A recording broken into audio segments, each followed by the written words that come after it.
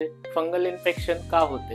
पहिलं म्हणजे जास्त घाम येणे. जास्त घामामुळे आपली त्वचा नेहमी ओलसर राहते आणि तिथे फंगस जास्त वाढण्याची शक्यता असते. दुसरं म्हणजे स्वच्छतेची कमतरता. आपल्या शरीरामध्ये योग्य स्वच्छता न ठेवल्यामुळे फंगस वाढू शकतो. तिसरं म्हणजे जास्त टाईट कपडे वापरणे. टाईट कपड्यांमुळे आपल्या शरीरामध्ये हवा खेळती राहत नाही.